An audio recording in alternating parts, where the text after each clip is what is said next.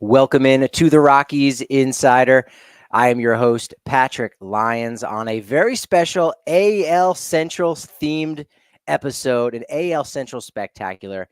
I couldn't think of anybody better to celebrate in this, but a guy who didn't get a lot of celebrations out of his system in 2024. Herb Lawrence from CHGO White Sox. What's going on, Herb? Nothing much. Thanks for having me on, Patrick. It's really good to speak some baseball. Different than the White Sox. I know we're going to focus on them, but not specifically all the time like I do 5 days a week.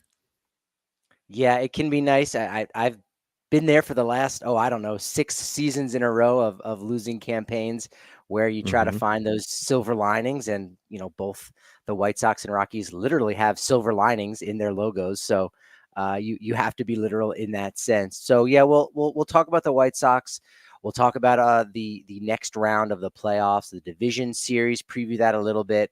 But you're kind of the perfect person to talk about Nike City Connects because this is a new project that came out in 2021, and everyone's got their own rankings. Everyone's got their own favorites, but to a person, the Rockies and the White Sox are almost always in the top 5. And according to ESPN's rankings, number 1, number 2, Rockies, White Sox. It feels pretty good to be at the top of the heap, at least in one category, right? Yeah, the White Sox, for all the stuff that they do wrong as an organization, they've never really gone wrong with their either logo or their uniform choices. They've been having the same Old English SOX on their shirts for since the 90s. And, if you ask any rapper or anybody in the uh, atmosphere, you can see people are not White Sox fans just having that SOX on their hat. And then the new City Connects, while I think they're not too far away enough for my liking of the regular uniforms, they're just black with the SO with the Southside on the top. They're still sharp, and you look around the rest of the landscape, you're like, those other people, they went a little too far or a little too literal with the City Connect thing, and it didn't hit. So yeah, it is a classic look, and it brands the city and the state together, and just like the Colorado with the license plate look. And I know they're going to be changing it up a little bit. Well, I'm kind of sad about that, but you have a unique look and a unique feel about your uniform, you can stand out. And I think the White Sox did a good job on their City Connect uniforms. Yeah, Colorado Rockies have said goodbye. Penultimate game of the season, that final Saturday, they wore it for the final time. They didn't have to say goodbye to the City Connects. The deal with Nike that they came together with MLB, they wanted these uniforms on the shelf for a minimum of 3 years. And we've seen some teams go 4 years, 4 years plus with the uniforms. So I think they do want a lot of turnover. So I can't be too harsh on the Rockies for going the minimum 3 versus going 4 years like some other teams. But you're right, for being a fan favorite, it will be sad to see that go away. And they've already made that decision before the season started because they've got to get ready to launch that for next year. We've got news on a couple teams. So the Marlins and Red Sox, they're going to be getting new uniforms in 2025. They got the full 4 years out of it. The Astros and Nationals, who both came in 2022 with the Rockies, they're going to get it. So Giants, Cubs might be the biggest surprise, and Diamondbacks, I think were in the original group that have yet to make an announcement to get a new one. Do you know there in the South Side of Chicago if the Cubs are getting a new one? Because theirs was one of the worst. They kept the Cubs color scheme, so on paper that sounds good. Wrigleyville on the front, okay, that's kind of cute, but it just didn't work, I don't think. I haven't heard word that if they're going to change it or not, but they definitely need to. It's atrocious. Both of these teams in Chicago have one of the greatest iconic city flags and color schemes in the city. I mean, in the world.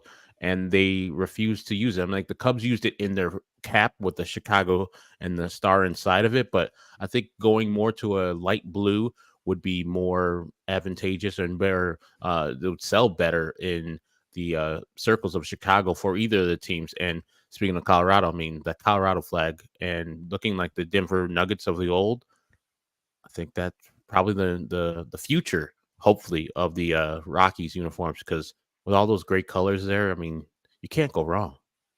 I was talking with somebody about City Connect and jerseys, and why it might be hard for the black vest that the Rockies had to come back, partially because there's no sleeves on it. And if you need to sell advertising space, it might be a little too clunky on the chest, right? You got to have the advertiser on the sleeve. So then maybe you have to institute an MLB approved undershirt, and that's where it has the patches. So it could get complicated. I don't know if that will be something that prevents the vest from coming back. Maybe it has to come with a whole wave of vests for all of MLB, which I think a lot of people might welcome. And maybe that's something Nike, has in the pipeline coming. But because so many teams, like the White Sox did a great job with black and the white/silver pinstripes. That was great. That stuck with their color scheme. Cubs stuck with their color scheme. So many teams didn't really branch out and do something new. It sort of got me theorizing that those teams that wanted to try something different, they got the best designs from Nike. Like I really like the Minnesota Twins ones. It looks nothing like obviously their regular uniforms, but I like the color scheme. I like the thought process that went into it. And it sort of made me think that because the Twins said, sure, Nike, kind of do what you want. They got something special, just like in Colorado. And those teams that wanted to be traditional and keep those colors, they didn't really move the needle that much. They might have created a new uniform, but they didn't totally change, the archetype of what it means to be connected to the city and be stylish and have something different.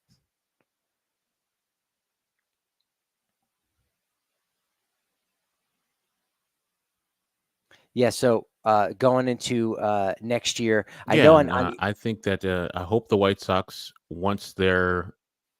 Uh-oh, I'm broken up. Sorry the about that. You got me now, Patrick?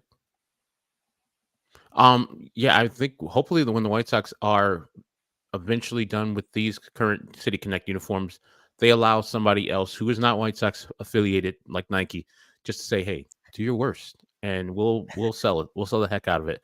Especially with all the color schemes the White Sox have used in their history, with dark blue, reds, they can just go crazy and have some different feels. Like I love the black and white and the silver. It's great. I've had it since the '90s. I'll always wear it, but the White Sox have had too rich of a history, just like you guys with the vest. White Sox, when they won the World Series, had their vest that season, and they haven't came back with the vest since probably like 2006. I think they got rid of them. So I am in favor of anything doing with the vest because that's when the White Sox were kind of good.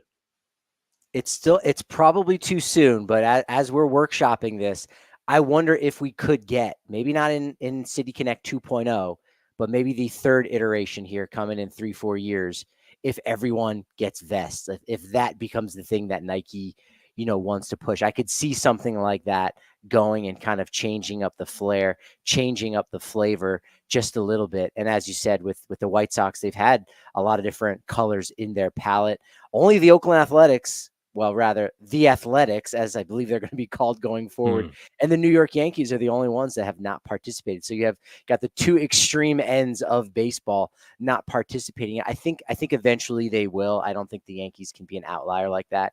You can do it really in a classy way where it's not too crazy. Like the Dodgers was nice, but it wasn't that wild. It still kind of stayed in their color palette. So you can do that and have your cake and eat it too in a lot of different ways. So I think you can be safe with that. Do you, in general, do you like the City Connect concept, or are you having difficulty getting past the money grabbing angle of coming up with these new uniforms and then recycling them and then they disappear and now we've got a new one, so buy that one, but actually buy extras because there's going to be another one coming in 3-4 years? Are you able to get past that, or are you too much of a baseball traditionalist in a sense? Well, every time I look at the Diamondbacks, like every 5 years, they're changing their uniforms, and I complain about it every time. I'm like, stop it, because this is just a cash grab all the time. I'm like, you have a good uniform. The purple ones they had perfect, stay there. And but nope, they're like, I can see through all the nonsense they're trying to do, and just like you got to go and buy a new uniform. You got to look like us. Like if your uniforms are not working out, cool, I understand that. But this is what I mostly think the City Connect is, and it's a nice way to to do a cash grab, but also be kind of creative. And that's why the White Sox uniform, while great, I'm not a big time fan of it. And so yeah, I could see through all of this stuff is just MLB trying to have people spend their money on new things. I mean, I'm a secondarily Padres fan, and it took me a long time to get into the brown, even though most Padres fans love the brown. Because I just had an old uh, navy blue hat, and I still kind of wear to this day. So I was like, I just like the old school. Like, I didn't know that the Padres wore brown back in the day, but I was, I grew up with the Ken Caminettis, the Tony Gwynns of the world, and so that's what I wanted to go with. And so, yeah, I see these new uniforms as just a cash grab, but a creative way to be a cash grab. Yeah, you're clearly a '90s kid, right? That's sometimes what I think about too when I think of Tony Gwynn wearing the navy versus the mustard colors, where it's spicy brown or yellow, the yellow mustard, and then they took a while to bring it back. I feel like I've said this a lot of times, like a broken record, that it seems like maybe the Rockies are waiting to get good again before they bring back their black vest. And they also used to have a white vest too, which is interesting. And they also used to have a road pinstripe. So Mm. they'd have grays with purple pinstripes, which looking back, they look like pajamas. They always did. But you've got the Padres wearing road pinstripes as well. And so I think those looks will come back. And it'll be interesting to see what the 2.0 starts to look like. Dodgers are the only ones that have two, but they were another one of those teams where they kind of botched it. And they were like, all right, fine. If we have to do one, we're just going to do Dodgers. We're going to make it all black. The cap's going to say Los Dodgers. Are we good? We're good. We've checked that box. Let's move on to other things. So now they really got their first true City Connect. It'll be interesting to see, how creative they get, or if it just eventually becomes like all hyper colors, or like the NFL with the color rush, which, again, nothing wrong with that. But Nike, I imagine, has a ton of ideas, or else they wouldn't have kind of put this in front of them where they would have to swap out every 3 years, 30 teams. I mean, in a decade, that's close to 300 different uniforms that you're coming up with. It's a lot of money you're gonna have to spend if you're a hardcore baseball fan, but it's fun. You're gonna have your pick of the litter for that, and I welcome it, even though I'm kind of a baseball traditionalist in a lot of ways. Baseball needs to kind of do things like a lot of the other sports to kind of keep up pace. And so if it's the uniforms that they wear once a week at home, so really once every 2 weeks, I'm very much okay with that. Yeah, it works out for everybody.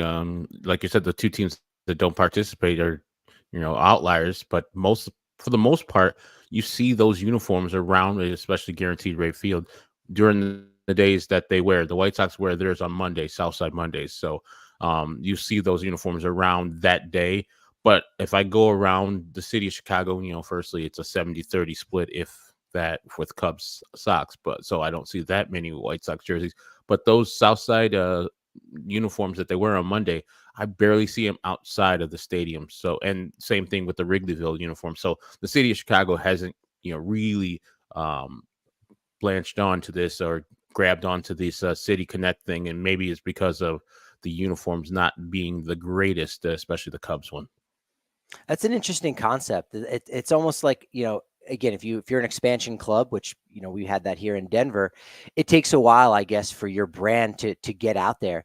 And if your timeline is only 3-4 years to branch out and have people go, hey, I'm starting to see more and more of these green jerseys with the mountains on it. Maybe I want to get one of those. It's already too late. So it never really fully takes hold. That being said, don't know what the goals are for Nike. So maybe they're hitting their quotas and maybe it's fine. But you're right. I think if you were to give some of these jerseys a little bit, longer of a play time, that you could see them catch on, and everyone eventually does feel like they need to get one. But maybe the math is, no, just crank out a bunch of different ones. And then, the hardcore fan is going to end up buying 2 or 3 of those.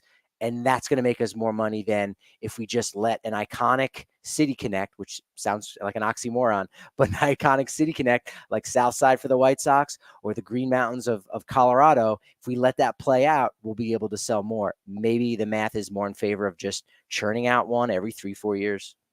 And with the White Sox, the one thing I think that made the uniform not as popular, yes, they lost a lot of games, 121, but they only won, I believe, one game on a Monday this year. And I don't even know if it was a Monday at home. So they lost every Monday game except for one. So that's another thing that probably has to happen when you wear those uniforms. You got to win.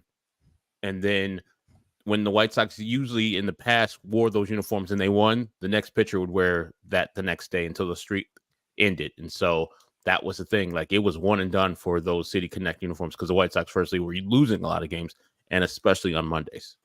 That's going to symbolize the failure of that era. But then on the flip, when they get good, it's like, hey, let's kind of resurrect that and exercise those demons and bring them back. And I think you guys stuck with the black pants too, right? You didn't Yep. swap it out for white ones. Yeah, Yep. Rockies swapped it out. They went the white, and then ended up looking actually really good too. So let's get to Thursday night's game, the only one that was on, another postseason classic. The Mets coming from behind, a big 3-run home run from the polar bear, Pete Alonso. And now we get essential team is out. So they're in the NL. So I know you won't take too much offense to that. But now I think baseball's getting the better matchup between Mets and Phillies, two of the most rabid and craziest fan bases I think around. And I don't mean that in a good way. So it's kind of fitting that they're going to have to lock horns here for the first time in the postseason.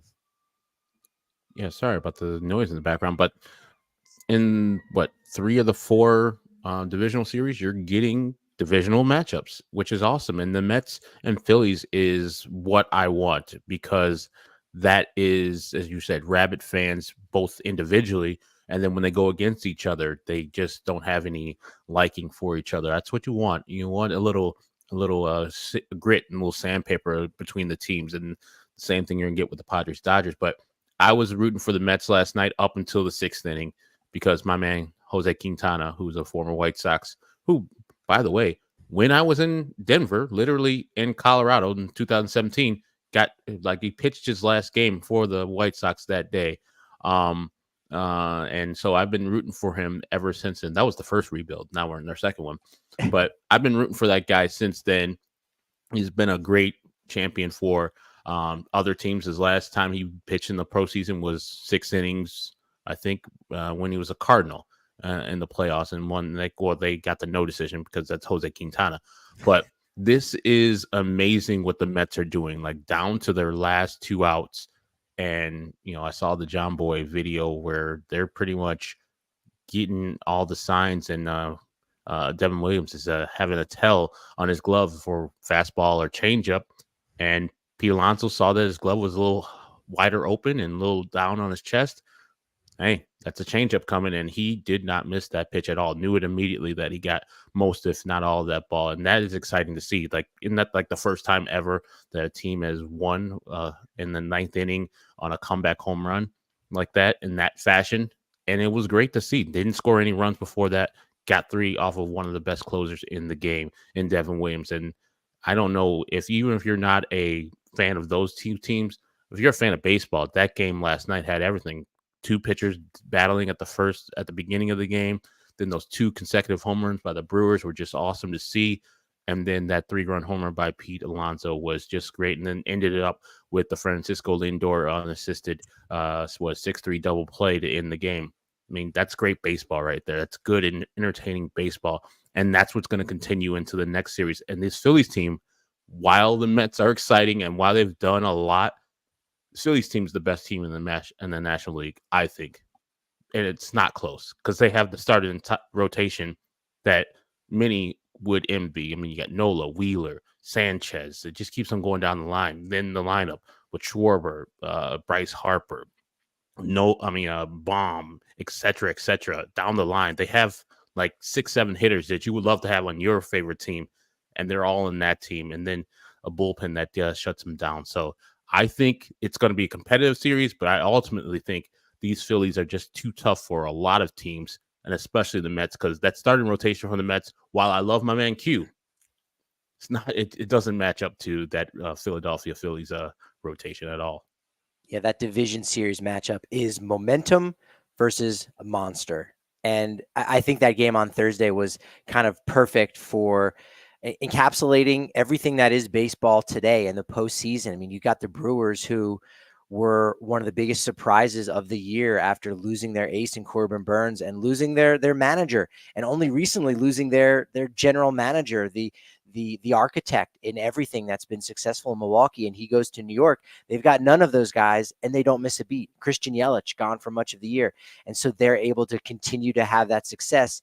And then you get to the postseason, even with home field advantage, it means nothing because you can just lose a series in 2 games. I was discussing it yesterday with Clay Snow from Just Baseball, where we say losing 3 games in a row to a team is a sweep.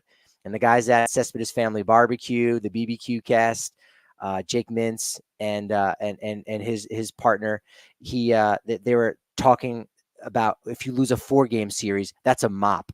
I sort of think a 2-game series, I thought about this, the word should be a vacuum, that you got vacuumed, because in a vacuum, the best team can beat the worst team because it's just 2 games. And if you lose 2 games like that and you're out, guess what? It sucks. And you can lose to a sucky team. It's a vacuum when you've got 2. That's it. Just like that, everything's been sucked up. The life is taken out of the entire ballpark. So that's just kind of how it ends up going for that. And that's a shame for Milwaukee, but the momentum is totally on the Mets side, despite a roster that is definitely not as talented, as you said, as Philadelphia. That being said, I know momentum is everything in the postseason. This one's still a little bit too hard for me to take the team with momentum. So I am also leaning towards the Phillies in this series. Yeah, I just and they're I mean, if it wasn't for the Padres, I would be rooting for them the whole time, but hopefully they get that rematch versus the Padres and turns up a little bit different than the last time they met in 2022, I believe it was.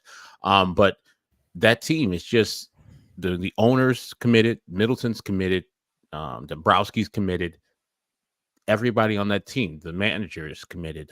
It's just like their focus is this the whole year, like getting into the playoffs and then dominating. That's why they set their team up like this. That's why they have no like restrictions when it goes out to getting these players. And he wants it. The owner, when the owner wants it, everybody else follows suit, and that's what you feel in the city of Philadelphia. These Phillies are ready to attack. I'll be very surprised if the Mets were to get 3 out of these 5 games that they got going on in this series. But like you said, momentum in this playoffs happens. I mean, look at the D-backs last year.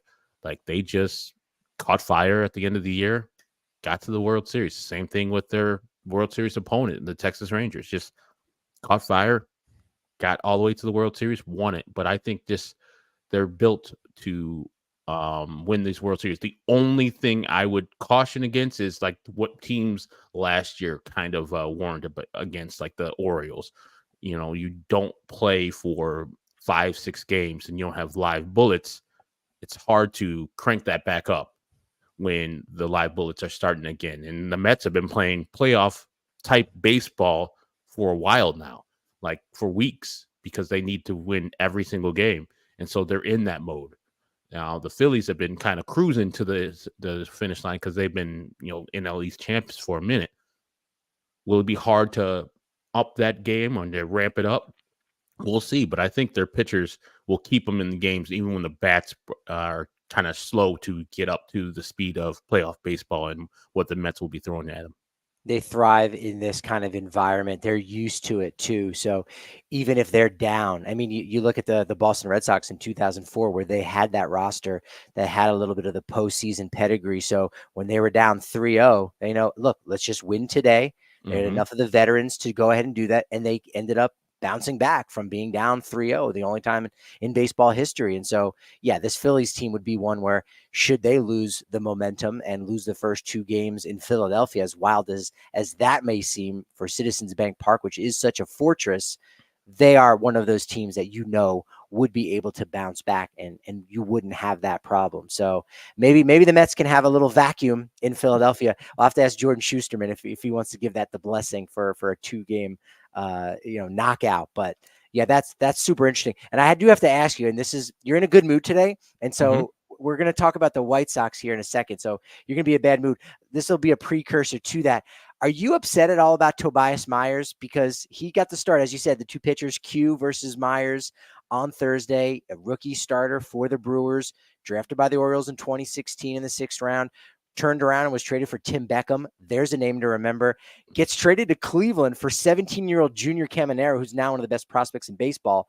Bounces around on waivers and is finally picked up by your White Sox. Herb, what do you say about the 9-6 season that this 25-year-old had, an even 3 ERA for those Brewers? I mean, pitching for the White Sox this year, while bad, wasn't necessarily the main problem. But, if a pitcher is to be let go by the White Sox and then have later success, it doesn't surprise me. See Michael Kopech. It's just that's what the White Sox do. They give up and don't develop these talents as well as they should. And I would think this pitcher wouldn't have been as good with the White Sox as he was with the Brewers, because as you could see with some of these players, they don't get developed as well, especially position players. I know he's a starting pitcher with the White Sox, and once they go to somewhere else, a la Fernando Tatis, when he gets traded from the White Sox, I think, and also other stuff, substances for his ringworm. He gets good. He gets to be a good player there, and so that's what I think when I see a former White Sox either farmhand or starter or position player do well somewhere else. I'm like, yeah, they probably wouldn't have done that here. So it's good for that player to get out of this hell while they can, and then become successful in their major league career. Big news yesterday. Terry Francona, now all of a sudden he wants to be a manager again, going to the Cincinnati Reds. How shocking was that to see him come back? Do you think he's going to be fine? I mean, he's still Terry Francona, so you probably have to like the odds on Cincinnati next year reaching the postseason, especially because they've got a roster that a lot of people thought would do it this year, 2025. You might have to pencil the Reds in for one of those wild card spots. Yeah, Francona was one of the guys that most White Sox fans wanted because he has a history, and that's one of the things that Jerry kind of has a prerequisite with. Like, if you're not former White Sox, the only one that they hired that wasn't affiliated with the White Sox before he got hired as a manager was Pedro Grifol. He was a all Royal / Mariner before he was a White Sox, and that was the only one, and that one failed miserably. That's why we thought, like, Terry Francona, who was a minor league manager in the 90s, managed Jordan down in Birmingham Barons in the AA system. So he knows Jerry Rice. So we thought if he's going to come back to any team, he would come back to the White Sox to work for a guy he knows and respects. He just spoke on a podcast with, I think, Courtney Finicum about, whether he wanted to come back and what Jerry has done in his career and how much he respects and loves Jerry. And then, like, 2 days later, he goes to the Reds. Amazing move. Awesome move by the Reds. That is a guy with a pedigree. Boston, championships. Cleveland hasn't won championships, but dominated the AL Central for as long as he could, for as long as they did when he was here, and has set a standard out there in professionalism, how to play the baseball game. I think that's what he'll bring to Cincinnati. The rivalry between them and Cleveland will be lit up again. And I think the Reds, next year, that's the team you got to look out for, because Tito Francona is going to get that team ready to play. And I think also, and this is the thing I think the Cubs failed at, when you make a move like getting a big-time manager like that, like the Cubs did with Craig Counsell, there's some continuing moves. Like, you don't just get the manager. You get the bullets for the manager. You get all the stuff the manager needs to make that manager successful. He didn't come out of retirement so he can just be fourth place in the NL Central. He came out of retirement so he can take these Reds from the bottom of this Central to the top of the Central, which could be had. You see all the teams in the Central. The Brewers are no great shakes, even though they won a bunch of games this year. Cubs, same thing, Cardinals, and Pittsburgh. The Reds can easily take that division with the young players they have on their team, a lot of prospects available. They can go and trade. They have a lot of money available, too, if they wanted to go and get some actual free agents. And so I think continuing moves will be happening for the Reds in the front office to make Tito Francona a good manager next year. I mean, he's already a good manager, but you don't make this move without making some extra moves and making the team complete and whole. It does seem that with both the AL Central and the NL Central, every team, almost every year, has the ingredients. They just might not have that recipe to do it. And this is now, you got a chef in the kitchen in Terry Francona that I think can get that done for Cincinnati. Here with Herb Lawrence from CHGO White Sox, chopping it up here in the smack dab in the start. We're still early on in the postseason. We've got another close to a month of baseball, so we're still very much spoiled to fight, despite the fact that both our clubs are nowhere near the postseason, and we'll have to have somewhat of a Kansas City Royals type rise next year in order to do that. So I guess it's not impossible now, thankfully for them. But I wanted to get your thoughts because it's always interesting getting the perspective of folks outside of our market here in Denver. But the retirement of Charlie Blackmon and retiring his number in general, when you hear that name, you've been obviously a hardcore baseball guy for the entirety of his career, watching from a distance. What are your thoughts on Charlie Blackmon, aka Chuck Nasty? I mean, when I think about Colorado Rockies baseball, first person I think about is Todd Helton, Hall of Famer. Second person is Chuck Nasty. Like those are Rockies. That's what I think about when I think about the Rockies as a team. And I think that's a career well lived, and he should have his number retired in perpetuity because he is what the Rockies are all about. And he's had a great career, and I'm sad that he is leaving. But he's one of those players that you admire from afar. It's like, man, wish we had one of those players. That guy just seems like a professional, seems like a leader. I know the Rockies have lean years. There's most of his time that he's been a Rocky. There's been some good times too, but like he still every day showed up. He still every day was a professional, and looks like he led by example. And he was a guy that Denver and Colorado as a state could be proud of. And so, yeah, it's a great career for Charlie Blackmon. I don't know if it's a Hall of Fame career, but it's everybody's done that at the end of the Hall of Fame. But his career was extraordinary, and I'm sad to see him go, but he had an excellent career. I hope he can stay with the Rockies somehow, maybe in the broadcast booth or upper management place, because it'd be sad to have a guy just go away. But that would be like the guy that would go away, just do nothing, or just sit in a mountain somewhere, raise his family, things like that, and then show up like 20 years later for like some retirement of some other player. I always had the same thought where he seemed like the guy that you're right that would like step away. I thought he's going to get rid of the beard and the mullet, almost like he's a pro wrestler. Like that was Chuck Nasty, the baseball player. I'm back to being Charlie Blackmon. I'm Charles. Call me Charles. In fact, I'm a different person, right? I've evolved down in Georgia, my home, but getting to know him over the past 8 years and covering the Rockies.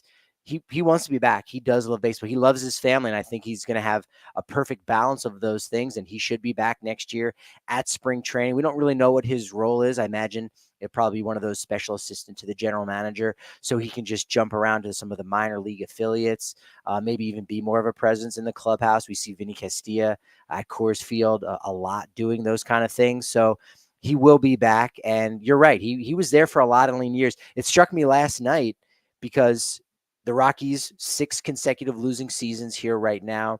They've done that 2 other times. So they've had 3 6 consecutive year spans, never had 7. And they made the postseason the 7th year after a run like that, oddly enough. And they finished last in the National League. This is the first time that they've ever finished last in the National League in back-to-back seasons. In fact, they had never finished last in the NL before last year. But his first 6 years in the majors, Charlie Blackmon, losing seasons, then the 2 back-to-back postseason campaigns where that was the first time they've ever gone back-to-back, and then 6 more losing seasons. So that is kind of rough. But again, when you think about the entirety of the franchise, like you said, you think of Todd Helton and you think of Charlie Blackmon, 1A, 1B, for a lot of different reasons. And, on social media, there are certain buttons to push where, hey, if I drop a clip on this, or if I say this, it's going to get a lot more attention than others. I didn't necessarily know what would happen for Charlie Blackmon, but every clip that I put out, it was almost every clip that I did share, or every tweet, every post was about Charlie Blackmon, and it got nothing but love. And it wasn't just from people in Denver. It was all around the country. So people definitely acknowledge what Charlie Blackmon was able to do for this franchise and be the face of the team. And it's really for that reason, it should be a no-brainer that his number should be retired. I was kind of surprised they didn't announce that on his final game. And the only pushback I get from some people, and I'm curious what your take is and this is the worst debate, and we hear this in politics sometimes, we hear this in a lot of different spheres, but hey, if you do this one thing, it could open the door to this whole other thing, and we just couldn't possibly have that. So if you retire Charlie Blackmon's number, we're going to be like the Yankees, and then no one will ever be able to wear numbers again. So let's not retire Charlie Blackmon's number 19. That's crazy. That is crazy. And if those people don't want that, then have them in like a statue, have them in the Rockies Hall of Fame, whatever, if they have that. They But don't. I think his That's another number, problem. I think his number should be retired. And firstly, I mean, who means more, like I said, besides Todd Helton as a Rocky? Like that guy is a Rocky. As you said, when you post things out, he's one of the few Major League Baseball players that is universally loved. Him, Joey Votto, who retired this year too. Like those are the type of guys I think about. Like everybody knows Chuck Nasty. Everybody loves Chuck Nasty. Like there's not a bad word to be said. Even their opponents. So like, man, I don't like the Rockies, but Charlie Blackmon, that's a guy. That's a stand-up dude. And so yeah, that I mean, I'm sure most fans feel that his number should be retired. I mean, I would be very shocked to see like maybe just contrarian Rocky fans don't want that. And like you said, the slippery slope argument that you retire his number, you're going to have to retire other people. You should hope that you have a person that is just as good as Charlie Blackmon. And then you would have that debate again and retire that person's number 2. If you have another Charlie Blackmon, gladly retire that person's number 2. I understand why people can maybe be upset by the Yankees. I think anything that a team like the Yankees do, people are going to get upset by it. But Yankees fans don't have a problem with, like, oh, look at one of our promising upcoming prospects wearing the number 83. Like, okay, that looks weird, but they're over it. Like, you're just used to that. All of these numbers are retired for some guys who are Hall of Famers and some guys who aren't. You don't have to be a Hall of Famer to have your number retired. It's what you meant to the organization. As you said, the White Sox have 11 retired numbers, and there's 2 players who aren't in the Hall of Fame. And I think maybe you could make the case. In fact, one of them I do think should be in the Hall of Fame, despite not being an automatic, first ballot guy for a lot of people. You maybe need to go in and dig through. But I also think when you retire a guy's number, that could actually help a player's cause in getting in the Hall of Fame, because you go, well, his team didn't even retire his number. So we don't even need to have the conversation. And while I don't necessarily think Charlie Blackmon is a Hall of Famer, I know enough about the history of baseball that in veterans committees and even in present day in 2024, you could go back and because of something like StatHead on Baseball Reference, you could punch in a bunch of random numbers and go back and look and say, hey, this guy from 1903 was actually really good. And, he won 2-3 World Series. And, I've read about him in a couple books. Maybe he should be a Hall of Famer. We could be in a situation like that in 75 years talking about a Charlie Blackmon. But I think in current day, we're still, because he's on the ballot, talking about Mark Burley, number 56, who's a guy that I think initially you go, no, he's not a Hall of Famer. Okay, you're right. He isn't initially a Hall of Famer.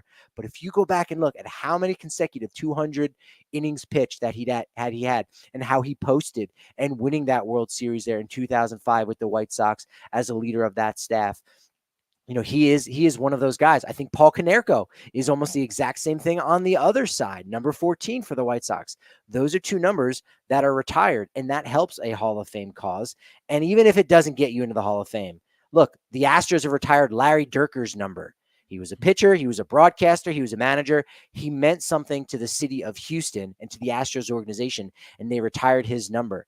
Most people who just heard that name have never heard of the name Larry Dierker, which means they've never heard any Larry Dierker slander and any hatred of the Astros going, they are such a joke of a franchise. They retired Larry Dierker's number. That's never been said once. So because of that, embrace your players. Retire 19. The end. Amen. I said the end, and that I was like, oh no, Herb's gonna have nothing to add to that. No, what are you thinking about Burley and Konerko? Let's go down that rabbit hole for a second. Konerko, I don't think is a Hall of Famer just because how good the first basemen were, during his time he played and historically. But he has an argument. I think, like you, that Burley has a stronger argument because of people who are already in the Hall of Fame, Catfish Hunter, et cetera, people like Andy Pettitte, who are people think of him as a Hall of Famer more than they think of Mark Burley. But the numbers, if you look at them and take out the postseason, because Mark Burley played for the White Sox, he didn't play for the Astros and the Yankees. Like if you just look at the regular season numbers, the numbers are very similar. And Mark Burley being the only player in a pitcher in Major League history to face the minimum in 3 games, whereas his perfect game is no hitter, and then just a random game versus Cleveland where he got a double play in a game, where he gave up 2 hits and got double plays off of those both hits. That guy, it was a bunch of Gold Gloves, like that play to start the 2005 or 2006 season where he's going through his legs to Konerko. Iconic. Like the guy did the 14 straight years of 200 innings in the context of now where you're not seeing many pitchers get to 200. You're like, that guy was amazing. And even in that context, in the years he was playing, it was like, yeah, there's people getting 200 innings, but it wasn't everybody. And for doing it 14 consecutive years and come up like 2/3 of innings short to make it 15 consecutive years, few people have done that in Major League Baseball history. I think there's only like 5 or 6 people have done what Mark Burley did in his career. So, yes, his career wasn't the best pitcher, but you take all the things that Mark Burley did. I think he was like a 38th round pick. He pitched out of the bullpen of the 2000 team that went to the playoffs, and then just stacked up numbers. He can be more of a compiler than a person that was like, okay, I saw him. That's a Hall of Famer type of guy.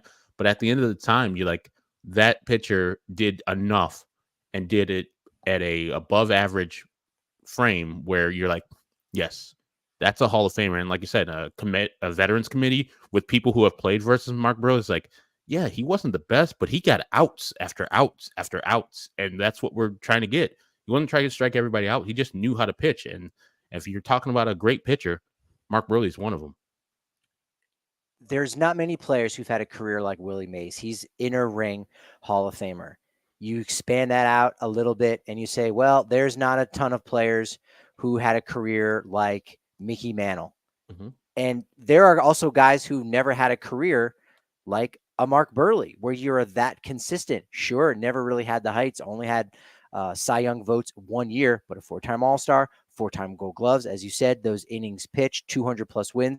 I think we have to change a little bit, and we're going through this now, and I'm going to have a lot more conversations this offseason about what it means to be a Hall of Famer, because we're coming off of an era in which there is a lot of underrepresentation from the 90s and early 2000s because of guys who were tied in with PEDs during a time in which baseball was fine with PEDs. Sure, using those types of performance-enhancing drugs and steroids was illegal according to the government. Baseball had a perfect loophole to allow that to happen, and they were making more money, and the commissioner that presided over baseball at the time is in the Hall of Fame. So clearly it wasn't that big of an issue. But if they're being penalized, somebody else needs to be raised up and say, okay, well, let's look at the next tier of players that maybe if they had used, or if they had a better dealer, or if the guys in front of them weren't using, that they would have been elevated. So we need to kind of reconsider what it means to be a Hall of Famer. Tim Lincecum, he had such a great peak, but it wasn't that long. He did not compile at all. So his career was totally different than a Mark Burley. But I think there's room for both, guys like that had 2 different total careers. Small Hall is not good for anybody. It's fine. If you want to have an inner sanctum and inner ring, sure, you can do that, whatever you want, fantasy book that. But when it comes to like all-time greats, if a couple Hall of Very Good guys ends up getting in, it's not the end of the world. Not at all. I think 21,000 men have played Major League Baseball, and how many are in the Hall of Fame? Like, it's a very small hall already. And if you let a couple people that you don't think deserve to be in the Hall of Fame, it's not going to kill the Hall of Fame. I, as a White Sox fan, when Harold Baines got into the Hall of Fame, I was like, that's a mistake. He wasn't a Hall of Famer. Like, he was not that good of a player. He was a good player. He wasn't a Hall of Fame player to me. And that was the slippery slope argument that if Harold Baines in there, you got to look at a lot other people. So, and Harold Baines got in because Jerry Reinsdorf and Tony La Russa were on that committee that allowed him in. And so, I mean, those are the people you need to, he's already in. So that's fine. And if you've let him in, might as well just let a couple more people who are fringe or below fringe in too. And I think Mark Burley, after a while, will start looking very enticing for his inclusion into the Hall of Fame. All right, so I'm going to share this with you. Their baseball reference. I mean, there's so many different pages that you could find that you didn't know existed. That you're like, oh my god, there's so much data here. I love it. And so if you look, you can find like the leaders of progressive, as of a stat. So we're going to talk about RBI, career RBI, single season RBI, active, and then yearly. So you can see who led, all of baseball in RBI, who is the active leader. And if you go by RBI, active leader, pretty much everybody on that list is in the Baseball Hall of Fame. So you go back to 1939, Lou Gehrig had the most home runs of any active big leaguer, Hall of Famer. 1940, Al Simmons had the most, Hall of Famer. 1941 through 45, Jimmy Fox, Mel Ott, Joe Medwick, Joe DiMaggio, Johnny Mize, Ted Williams for about 8 years, Stan Musial, Yogi Berra for 2 years, had the most RBI of any active player in baseball. Willie Mays, Hank Aaron, Carl Yastrzemski, these are all Hall of Famers. Tony Perez for 2 years, Reggie Jackson for 2, Mike Schmidt for 2, Dave Winfield for 6, Eddie Murray for 2, Cal Ripken Jr. for 1, and in 1999, Harold Baines led all of baseball, all active players in RBI, and he's a Hall of Famer. So that there's a case there that if you are an active leader in a major category like that, you've obviously done something right in your career, and that should be celebrated, and you should get in. So Herb, there you go. Harold Baines, 1999, led all of baseball. He's the active leader in RBI, Hall of Famer. He's got huge hands too. I shook his hand after he did make it the Hall of Fame, and I pride myself. I'm kind of a big guy. I was like shaking his hand. His hand just enveloped mine, and it's like rough too. I was like, "Ooh, man, this is different people. These are like a different elevation of people. Like he wasn't that big Frank Thomas is much bigger than him, and there's other players that are much bigger than him. But golly, these Major League Baseball players, when you think like, man, I could do that, you can't. You're not built the same. You don't have the same tools. Physically, you don't have the same tools. These people's wrist, arms are just different people. And so congratulations to Harold. Like I said, he's made it, so they can't take him out. We'll have to have you back on the pod when Jose Altuve gets in the Hall of Fame, and we'll see what that handshake was like about being built differently. Topic for another day. Just oof. I'll say this. I was at the Hall of Fame induction in 2014 when it was an all-time class. It was La Russa, Bobby Cox, Joe Torre. I was there too. Tom Glavine. You were. Greg Maddux.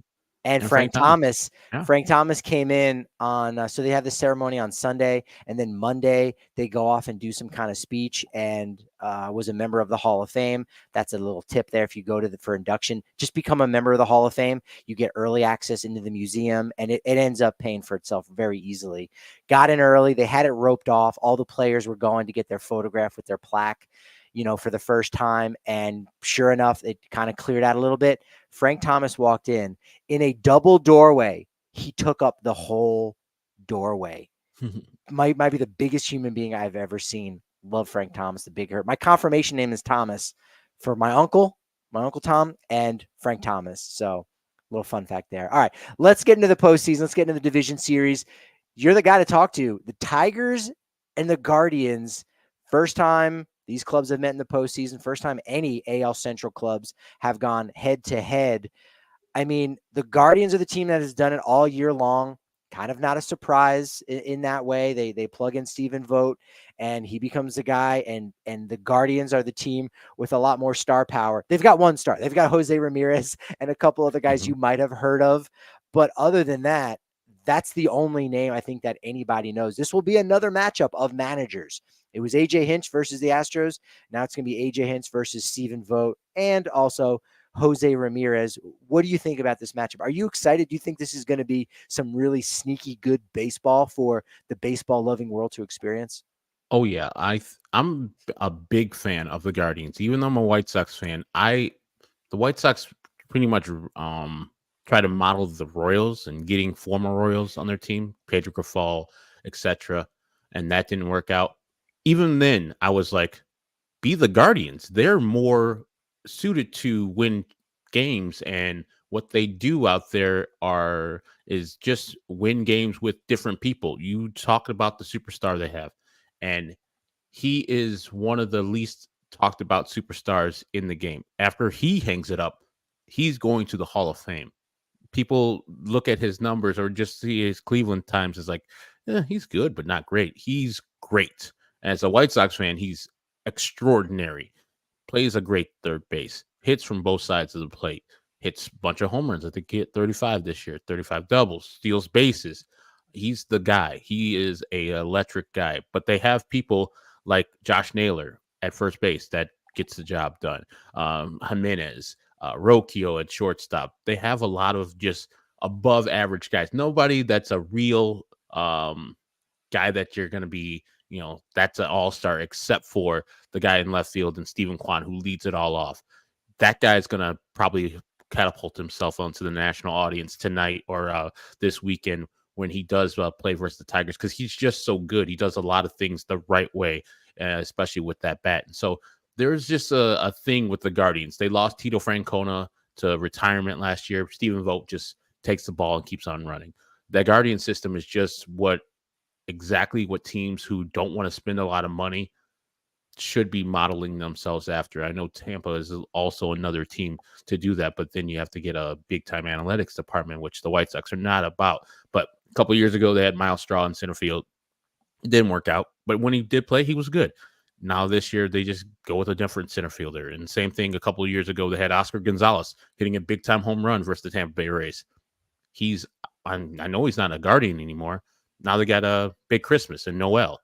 So they just keep on changing out people. And like I said on my show yesterday, they lost their best pitcher early in the year. He was pitching well. Shane Bieber, Tommy John, gone, out. They lost Tristan McKenzie pretty much up and down in the minor leagues the whole year. Didn't skip a beat. Didn't go to Tanner Beebe or Bybee. He's going to be pitching. Like, they just get the job done. Their starting pitcher is no great shakes at all. But they have what I think is the best bullpen and the best pitcher in baseball. Like, when you get to that end of that game, it is over with Emmanuel Clase.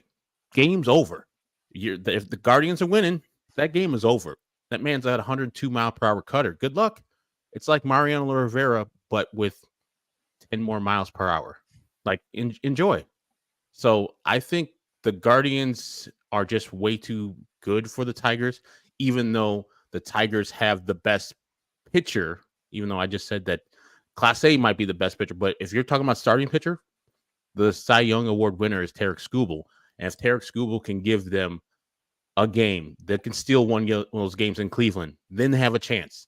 Because I know that he is the best pitcher in the American League, and he's hard to hit. The White Sox just saw that on opening day in so many games. And so they need to steal a game in Cleveland somehow, some way. And if Tarek can pitch either game 1 or 2, which they don't think they have announced yet, they can have a chance to win that game. Because all the rest of that Tigers outfit, there's nothing there. They just get the job done. Like, Kerry Carpenter's a good hitter against right-handers, can't hit a lick versus left-handers. They sent down Torkelson in the minors. He's come back and being a much better player since then. Like, they have a bunch of players, Riley Greens of the world. They just have players that get the job done that are not household names and probably never will be, but they're all good players. And AJ Hinch has led this team, weirdly enough, under 500 by 4 games, come to Chicago, play the White Sox, win all 4 of those games, of course, sweep them. And then they just ascend to the heights that they have been right now. So they were a mediocre to bad team in the middle of the year and then just caught fire. And as we talk about the Mets, sometimes you just catch fire and you catch a team at the wrong time. They're playing with house money right now. They just beat the team that was always in the AL championship series in the Houston Astros at their place. What says that they can't do it again? I say they probably can't, but those guys believe. And going into Cleveland, which I think they had 13 games, and I think Cleveland won 7 of those games. So it was a tight series all year long. So the Tigers are not scared of the Guardians, but I think the Guardians are the superior team in this one and have the better player in Jose Ramirez. And I think they're going to come out as victors this one. And while the Tigers have a strong bullpen and they've been building momentum, the Guardians bullpen, I mean, Hunter Gaddis, Cade Smith, and as you said, Emmanuel Clase, who is basically Mariano Rivera, but with a goatee and purple hair. Like they're identical. They could be twins in that way. So I would take Tigers as my second favorite team to pull an upset. The number one, well, I'll get to that in a second, but let's stick in the American League. Let's talk about Royals Yankees. You got a matchup of number one and number two in AL MVP in Judge and Bobby Witt Jr. And again, on paper, the Yankees look a lot better than the Royals. Can they pull the upset? Nothing is possible in these 5-game series where you got to take 3. I think just like any team can win a 3-game series against any other team, I think it could possibly say the same thing in a 5-game series. Obviously, a little bit harder, 3 home games versus 2. I'm still leaning towards the Yankees. It's probably going to be Michael Wacha versus Garrett Cole, but this one will just be fun to see Bobby Witt Jr. Center stage in the Bronx against the Yankees. The old 70s matchup of Royals versus Yankees is back, so I'm excited for that. Although Orioles Yankees, again, that would have kept the 2 division rivals. Orioles just didn't earn it. They've lost 5 in a row with this group, 10 in a row going back to last decade in the postseason. So the Royals earned it. Royals Yankees, David versus Goliath. I'm excited for this one too. Me too. And I think the Royals have a better shot than the Tigers, than the Tigers would have in Cleveland, even though I just said it's a tight series. It's because they're starting pitcher. They actually have like some depth in that starting pitcher. They're going to be probably starting Michael Wacha, as you said, tomorrow. But then after that, you might get Cole Reagans. If you want to see some filth, Cole Reagans will bring it to you. And one of the best pitchers and biggest surprises of the year is Seth Lugo. I saw him as a Padre last year. I mean, the Yankees fans are familiar with him when he pitched as a Met, but this guy is filthy. He gets the job done, fills his position, even though we made a big-time error the other day versus the Orioles. They have starting pitchers that can go deep and can get you some outs right there in the boogie down Bronx. Now, the Yankees, the bats are in plenty. They got Soto, they got Judge, they got everybody you need to have to get the job done. And like you said, Garrett Cole back pitching's healthy at the top of that rotation. But if you're asking me who the best player in this whole playoffs is, it's Shohei Ohtani. Behind him, right behind him, is Bobby Witt Jr. That guy does everything. Every single thing you can do. Fields his position pretty well. Steals bases. Gets on base the other day when they won 1-0. His infield single, which every single other player in the league probably would have been thrown out at first, he made it and the run scores. Like, he does that all the time. Hits home runs, hits triples, hits doubles. If you give him a single or give him a walk, that's a triple. He's going to steal second. He's going to steal third easily on you. So he is the best player in this series. And when you have the best player in the series and you have the pitching the Royals have, that could be a recipe for upsets. And like I was talking about, the off time the Yankees have had, just like I was talking about the Phillies, that might be a detriment to them specifically because they haven't seen a lot of competition. Firstly, because the Orioles have fallen off the table since the second half has started. And so the Yankees have had very little resistance in winning the AL East. And now you're going against a hot, ready to go Kansas City team that is hungry to win. And they got the best player, I think, in the game, even though I think Aaron Judge will win the MVP of the AL. I'll give the Royals just as good a chance to win. If I'm going to pick an upset as far as these series go, I'll pick the Royals beating the Yankees, even though I don't like that because I don't mind the Guardians. I don't mind the Tigers. I despise the Twins and the Royals, both of them. If the Yankees win, I'll be having my Yankees pinstripe pom-poms going. It's weird to say that a Chicago guy would be cheering for the Yankees over the Royals, but that's 100% what will be happening. But I expect the other thing to happen. Heart says Yankees, head says Royals. That's a spicy take there. I like that. I could see that. And you brought up a great point is that we have still yet to see these teams that get that first round bye, that wild card bye, really be able to figure out how to stay hot or stay in touch with that regular season. You get that break and then you go a little bit cold. Colorado Rockies dealt with that in 2007, 8 days off before the 2007 World Series. They got swept. They got outclassed too, but on top of that, it was just that break. And we've seen a lot of these wild card first round winners go in and, despite not having home field advantage, win that division series game. So I love that take. For me, I think the upset that I feel most confident with is San Diego over the Dodgers. Herb, my question about Dodgers Padres is this: is this the best rivalry in baseball right now? Dodgers Padres? Indeed, I think it is. I'm secondarily a Padres fan, so I do not like the Dodgers, and I know Padres fans have that like little brother thing about them against the Dodgers because the Dodgers don't think about them that way. Well, if you ask a Dodgers fan, they don't think about them that way. But every single time there's a game, either in Dodger Stadium or Petco, Dodgers are going wild. They're talking smack. They're like, our real rivals, the Giants. We're like, where are the Giants at? Are they here? No, it's the Padres, the team that beat you in the playoffs a couple years ago. Do you remember that? The team that beat you in the season series this year, the team that was breathing down your neck for the for the NL West this year. We're your division rivals, and until the Giants get back up to Giant standards, we're the team that you got to worry about.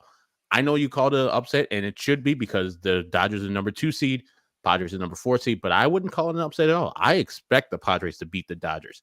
They won the season series, played them in Korea, played them all in LA and San Diego, and all throughout the year.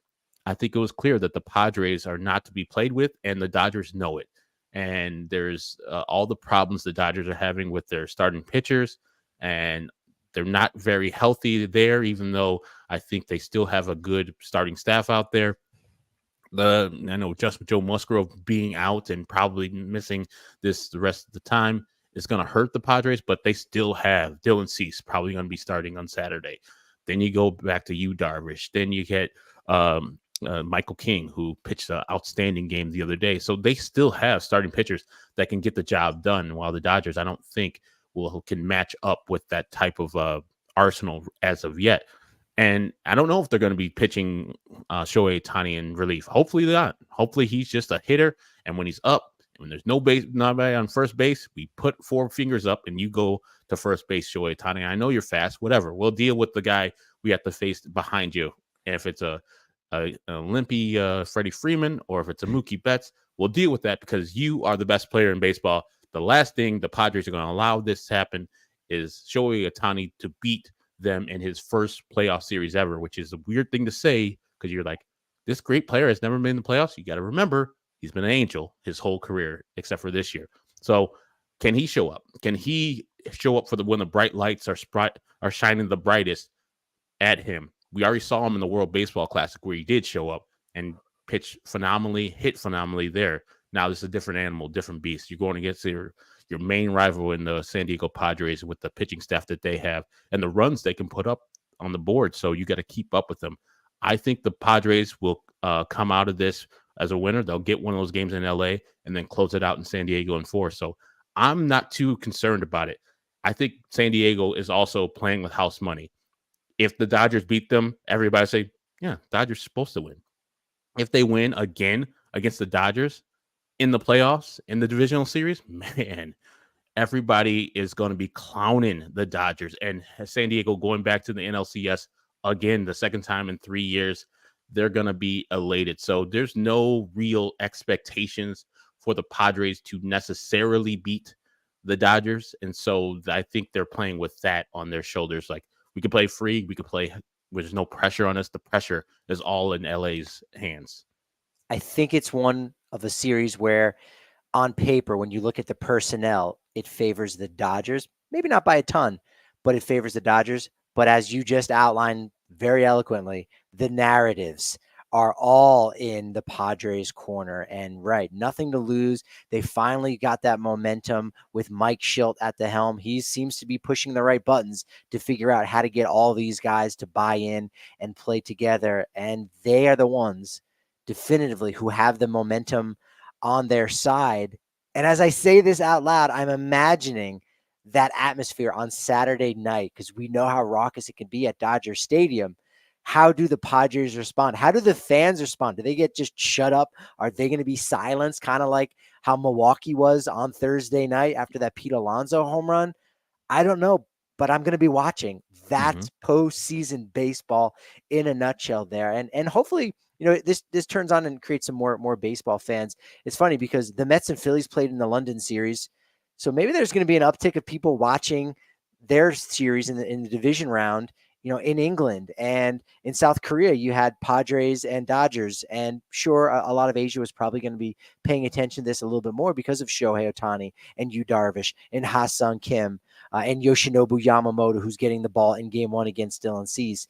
But maybe those kind of storylines can help, build some of the momentum that baseball seems to be trying to get back a little bit after having lost so much over the last decade plus to the NBA and the NFL. So, yeah, I love baseball. You do too, obviously, and I appreciate you talking. I really feel like we could talk for another 45 minutes, but Hmm. we probably should get back to our normal lives. I think this was still more than enough.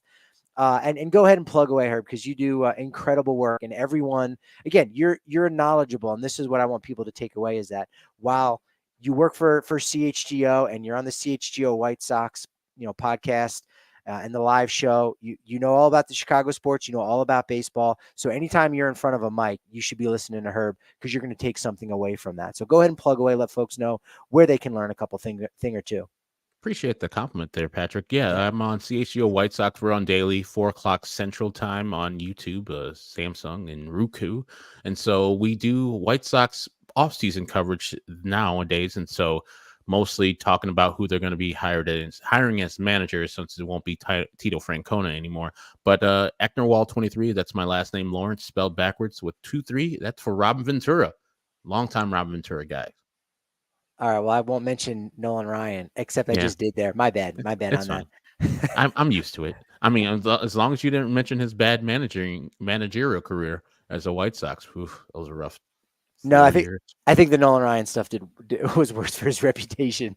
Hmm. And you're in Chicago. You got the 2-3 on, so I think people will obviously remember Ryan Sandberg, right? That's who number 23 comes to mind when you think of That's Chicago, right? or I think Steve so. Smith, not the basketball player, the hockey player. Yeah, Nope, we will not mention his name here. Although you did earlier talking about the Birmingham Barons. But nevertheless, dude, appreciate the momentum. Hey, I'm over at Patrick D. Lyons, at Patrick D. Lyons MLB. Make sure you're over on the Rockies Insider channel, the podcast, liking, subscribing, rating, reviewing, all that good stuff. Look, the wildcard teams have the momentum, but I feel like you've given me some of that momentum today, Herb, as well. But unfortunately, as I like to say in the podcast world, that momentum, it's only as good as my next show.